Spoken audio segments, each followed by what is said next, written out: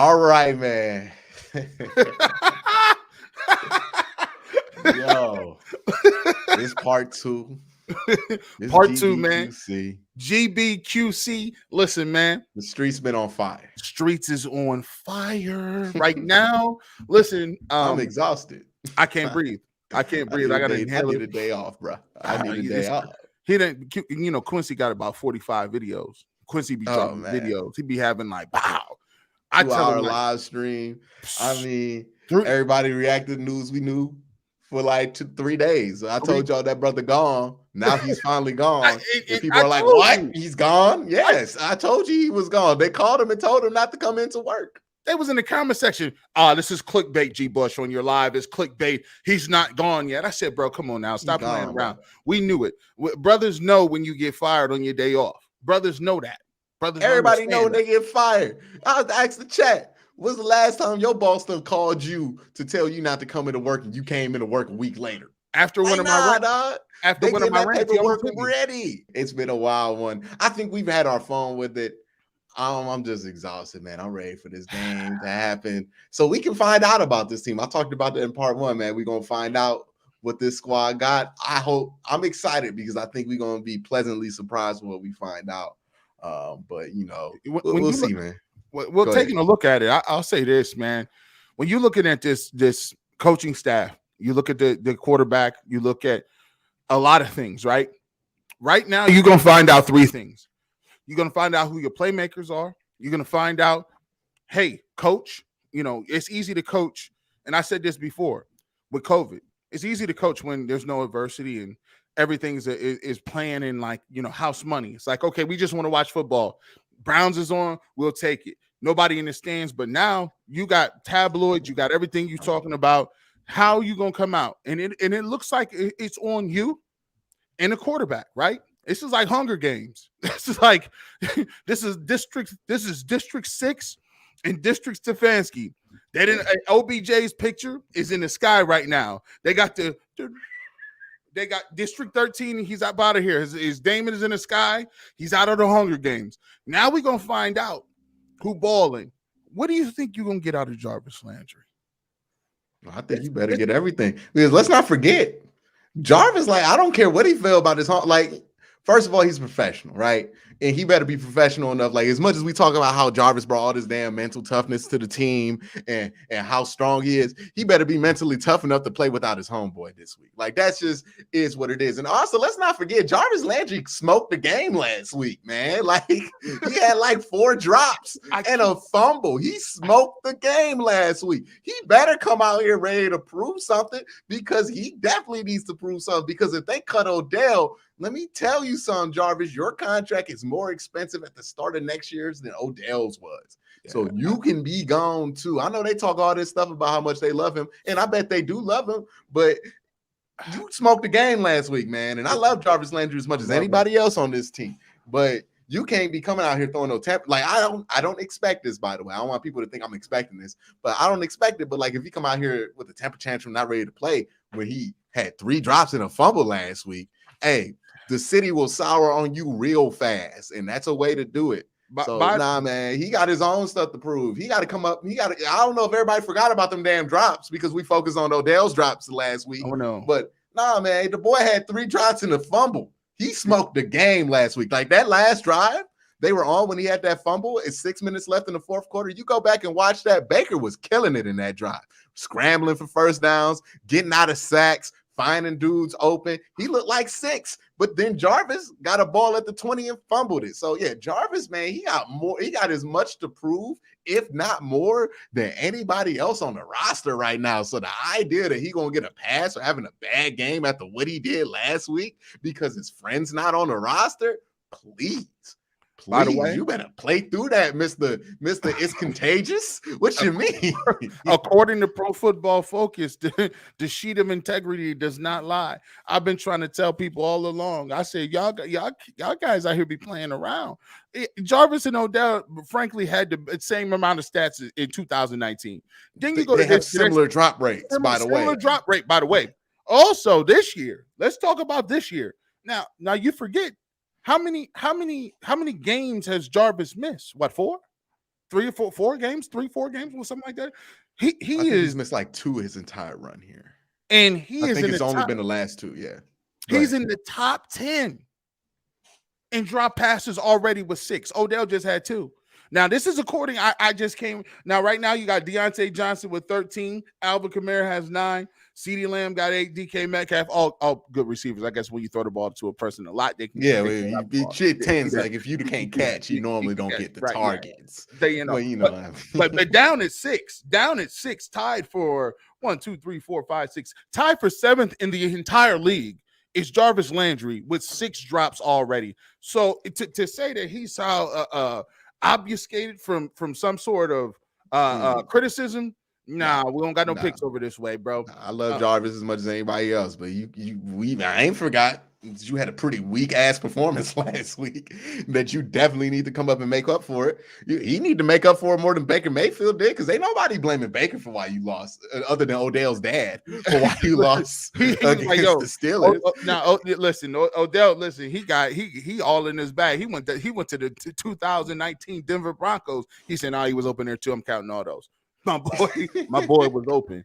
I can't stand no more. Counting different offenses and everything, but it's like it's this idea. Like I've been getting all these messages about like, oh, where's Jarvis's head's gonna be at? Jarvis honestly should be thinking about them 4 drops he had last week more than he's thinking about anything else, because we can talk about how Odell's let the team down this week.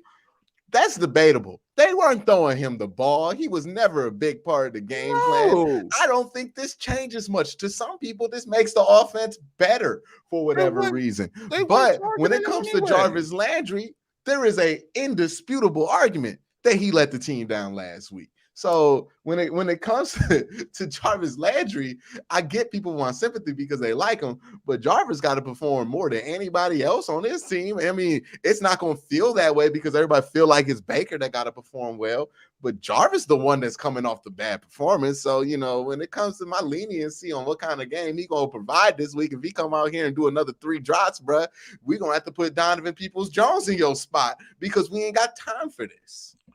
You brought up a very good point. Segues perfectly, my brother, into this is turning points, right? This is transitions, man. Like this game right here starts to transition a lot of people, whether or not you in the fold or you out of the fold. Because let's be clear, unless it's a catastrophic a turn of events and the Cleveland Browns just go into the can and they just take L after L and embarrass themselves, Kevin Stefanski has already money in the bank. Shorty, what you drank? Word to little Flip, right? You got money in the bank. He already has a coach of the year. You know how difficult it is to rethink a coach of the year after winning a coach of the year? This ain't basketball. This football is a little different. But here's a lot of people that can get rethought. All them 1-year deals, all of them older dudes. Jarvis, you a focal point in the offense. What if it was just Schwartz? What if it's just Donovan Peoples-Jones getting all them touches? It's a lot of dudes. Hey, listen, Austin Hooper. Hey, I like you a little bit, but maybe they looking at Harrison Bryant. How quickly transitions. David Njoku gonna need a contract after this year, and you can cut Austin Hooper and give David his money. Look, you see what I'm saying? This is what I get with you 100%. G, this is definitely a get off the. This is where the Browns are at, and I need Browns fans to understand this. Wherever these people were slotted at the beginning of the season, whatever we thought they were gonna do it to be, is irrelevant. It is poop or get off the pot. Can't say the other one because I ain't trying to get you demonetized. But it is that point, right? If Jarvis does not want to come out here and produce, if he wants to drop the ball more, all right, cool. We'll just play Donovan Peoples-Jones and Rashard Higgins. We'll live with it. Whatever. We're not going to deal with that. If you can't catch the ball, we're not going to put you out there, right? If Baker does not want to perform, we're going to have to look elsewhere. Once his contract is up in 2 years, right? Because right now he's too good to replace with Case Keenum. I'm not about to go out here and put the cape on for Case Keenum, but you might have to look for something down the line in the next 2 years or so if he can't produce. Offensive line is the same way. Running backs, if Nick Chubb don't want to produce this week, let's be honest, And I know Browns fans ain't gonna like when I say this, but there might be like 4 or 5 individual quarters this year where Nick Chubb's look like Nick Chubb, but he ain't look like Nick Chubb this whole year. So if he don't want to come out and produce, get DeAndre some carries, because DeAndre looked good last week. Nick Chubb didn't, right? So we need solutions. We need answers. We need players who are going to step up and execute. And if certain players don't want to step up and execute, get them off the field. Like that is what the point is at the season. You are 4-4. You are risking going under 500 in the month of November. This team is at the verge of being desperate. And when you're desperate, you're going to make it shake, make it move, and make something happening so nobody's spot is safe. We just cut a $14 million receiver for nothing. Didn't get a single thing in return. You think anybody else is safe on this team? No, nobody is safe. That is the message that Andrew Berry is trying to send, is you either going to produce or you going to go. We're not going to put up with it. We're not going to bring you back so you can apologize to the quarterback. Either you're going to produce or you're going to get off the pot. And you're going to do it in this offense or you not. Like, that is what it is right now. So Jarvis, Nick Chubb, Baker Mayfield, anybody you want to name, either they're going to produce or they're not going to be here that long. And here's the thing. The crazy part about it is I ain't trying to, this is the thing about great science experiments, right? They do these blind studies and test and say, okay, well, let's figure out these trials, and they go through all these blind studies to figure out, okay, what is it? Can we isolate the issue? But here's the thing, what y'all got to understand about the isolation is Dorsey, he isolated and picked all these people. All these people's Dorsey guys, all of them, except for these couple little classes. So you got to think about it. Yeah, I'm gonna put up with some headaches for now, but a receiver is always more expendable than a quarterback. A quarterback who's outside of his 4th or 5th year is expendable too, because that means he didn't get no contract. So everybody, if you think these dudes is going down in flames, and they don't have that in the back pocket, like, I didn't draft none of y'all. Yeah, I was coach of the year with somebody else's picks. Let me get my own picks. If I ain't gonna win with these expensive veterans, then we're gonna see which one of these young dudes can play. Boys, like we gonna find out. We gonna like this is what I mean, G. When I'm telling Browns fans, be prepared, because we gonna find out. This season has we reached a level of cutthroat, of savageness that we have not seen before. This is not a team that's going to be ready to roll over. Oh, man, it's not working this year. We'll just try it again next year. No. If it ain't working, then you're going to have to get going. Like, that's where they're at. They got too much money on the books to be out here wasting time on another receiver that does not want to play. Like, we got enough money wasted at this point. David Njoku, all right, man, let's make him the number 1 wide receiver. Don't nobody else want the ball. Like, it's at that point. Whoever wants to produce and get this money, like Mike Tomlin back in the day. This is one of the funniest Mike Tomlin stories of all time. Back when we had Mike Wallace and Antonio Brown, 2 dogs, 1 bone. Remember that? Yeah. Hey, I got 1 extension. You know what I mean? 1 on the table. Yeah. So produce or not.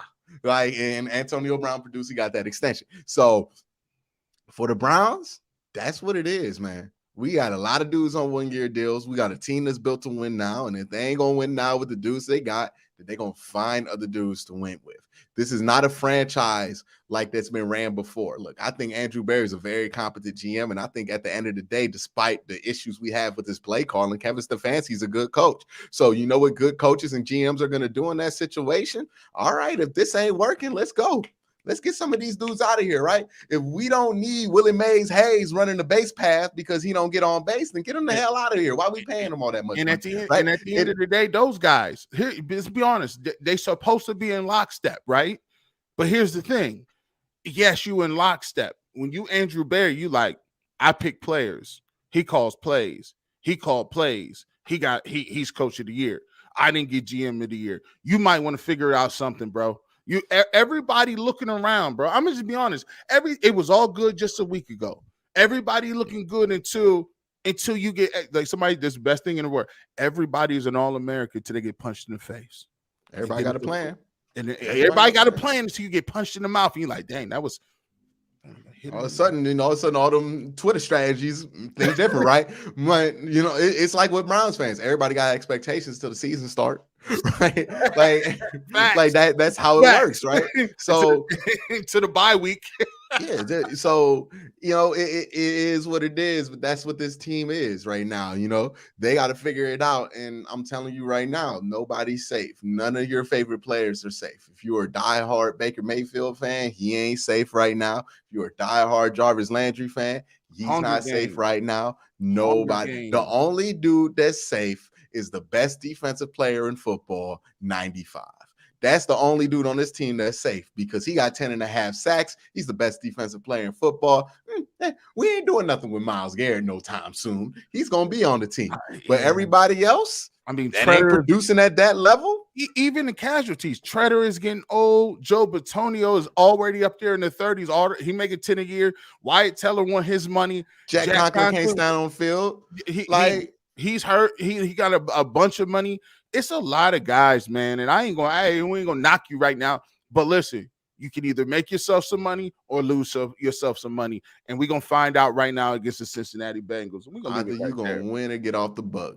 You know what I mean? Either we gonna win with you, and you on the Bucs, and you getting your money, and we having all this fun, or we gonna lose, and we about to get everybody off these Bucs. But that's what it is. That's what it is. Nobody is safe. The quarterback, nobody. I want to stress that. And if you win against Cincinnati, cool. You still got 7 more weeks to prove everything that you got. You know what I mean? Games is a long process. Don't think you get 3 good weeks. You've used most of your you got probably 1 more loss to spare. You've used almost all of your loss, right? If you're the Cleveland Browns, I want Browns fans to look at this season like this. You are at the start of the second half and you got 1 timeout. So you better play it tight. You know what I mean? You got 1 freebie. You got 1 timeout. You got to you better play the rest of this game before halftime. Cut it to 10. You back against the wall, right? So that's what this is for the Cleveland Browns, man. Pressure's on. Hey, it's gonna feel like a playoff game every damn week, right? Because you done used all your losses early in the season, so now you really can't afford unless you're gonna go on a run. You got a prediction? You got a prediction? What you feel about this? Oh, they're going 12-5. No, I mean, do you have a prediction for this game? Oh, I think they're gonna the Browns win. I think they're gonna win. I think Baker's gonna have a big game. I think the whole narrative is gonna flip on Odell right before he hits waivers. I think there's a reason why he did not get released right now. I think they're waiting till after this game. If Baker has a big game, right? Then what does the narrative? Then they're gonna drop the hammer, right? It ain't gonna be about it ain't gonna be about Odell getting open. It's gonna be about why Odell couldn't run them routes that Donovan Peoples-Jones is running. Right? Okay, it's going to flip on them, and then that's going to change. Yeah, it all hinges on that, right? Bro. Because right now, people are laughing at the fact that this is a timing offense. I think part of that's warranted, right? Like they're putting it all on timing offense is a little bit ridiculous from the Cleveland Browns aspect. But people going to be more willing to buy that if Baker Mayfield come out here and have 500 yards in his time in offense and looks like he's in rhythm for the first time in the year. They're going to say, oh, well, maybe Odell is destructive to what they were trying to do because he better stay on time. For this game, he better leave it on the ground. He better leave it on the 35-yard line, bro. You need every inch of every throw in this one. You better be the leader. You better be Captain Kirk. If Baker don't want to hear first take or anybody talk crazy about him, all he has to do is produce. Because I promise you, them storylines are going to be when he hit them waiver wires. Is Odell Beckham a detriment to the team unless you're going to let him be the number 1 wide receiver? That's going to be the conversation that they're going to have about Odell. But if you don't, and you come out there put out another clunker, they're going to be like, man, Odell value going to skyrocket. He's going to go through the roof. I still don't want him nowhere in the AFC. And Browns fans, if you don't want to worry about what Odell doing for the rest of the year, let Baker have a good game. I promise you, if Baker come out here at 300-yard games, you ain't going to give a single damn about that 100-yard game Odell about to have in a couple of weeks. You're not going to care. So you agree he's going to have a 100-yard game in a couple of weeks? He's going to have a good year. He's still good. This is Randy Moss in Oakland. He's still good. He just don't fit Like that's the thing people don't get. It could be both things, man. Like he don't fit, and that not fit made it hard on Baker Mayfield. So both of them things was clashing. It's both of those things existed. But so he's gonna have a 100-yard game. But if Baker throws for 200 that same week, we gonna be mad about it. But if Baker throws for 400 and this team on a 6-game winning streak, yeah, guess what? We ain't gonna give a damn about what kind of yardage Odell giving or what team he on, because we gonna beat them. Do that. We can't have my new girl out here, my old girl looking better than my new girl, my current girl. I can't do it. And let me tell you something, G. Bush. If Baker start playing like he did last year, we not gonna care where Odell Beckham is gonna be. Because we be winning. You know why? Right? Not just because we gonna be winning, because we gonna beat whoever team he on anyways, right? Because this team, if the quarterback's playing well with the defense they got and the pieces they got on their defense, I promise you, they would be one of the if not the best team in football if they were able to get it together on the offensive side of the ball. I promise you this. So if they get it together on that side and Baker start playing like Baker Mayfield's supposed to be playing, like he's supposed to want to get paid, then guess what? The nobody's gonna give a damn if Odell's on the Chiefs because we beating the Chiefs. Nobody's gonna give a damn if Odell on the Ravens because we gonna sweep the Ravens. Nobody cares where that man is at. Because even if he anywhere on the AFC, the Browns are gonna beat him. It's a wrap. Parts of the Steelers. Nah, he can be on the Steelers. Hey, that ain't gonna work for him. No, I want him. Listen, Barry, if you listen, if you have any parts in this, get him the hell out of the AFC. Put him over to NFC somewhere and let him distract from the whole COVID-19 gate with Aaron Rodgers. Put him over there. Here's what's up with this whole situation. If Baker play bad, it don't matter where Odell at. We gonna be salty about it, right? If Baker does not play well, it don't matter where he's gonna be at. If Baker do play well, we gonna be excited if he's in the NFC and we got to play him in the Super Bowl, or if we get to see him in a big game. You know what I mean? So this all hinges on Baker Mayfield. If Baker plays well, we not gonna get a damn. We gonna look forward to playing Odell Beckham this year if we get a chance to. But if Baker don't play well, we gonna be salty about it regardless. So it's on Bake. It's on 6. That's why I tweeted out the season's on 6's shoulder. We're gonna see what he has to do. Let me get close. It's on you, dog. I ain't saying it. Your boy said it. It's like that KD that's Draymond Green meme where he's like, next to, yeah, man, it's on you. Hey, let's get it. Hey, as always, we all at the end of the day, we all Browns fans. Like, don't get it twisted. We don't rock for the cats that don't. If you ain't really wearing the jerseys, Freddie Kitchens was right. If you don't wear brown and orange, you really don't count. I can't really root for you like that, dog. But at the end of the day, what you can do is you can hit the subscribe button, you can hit that like button, you can share this, and you can definitely subscribe to the barbershop. You can definitely subscribe to Quincy Carrier. It's easy. It's easy money. We can definitely do 2 things at one time, and it's GB. And we'll talk to y'all later. Let's get this win. Yep.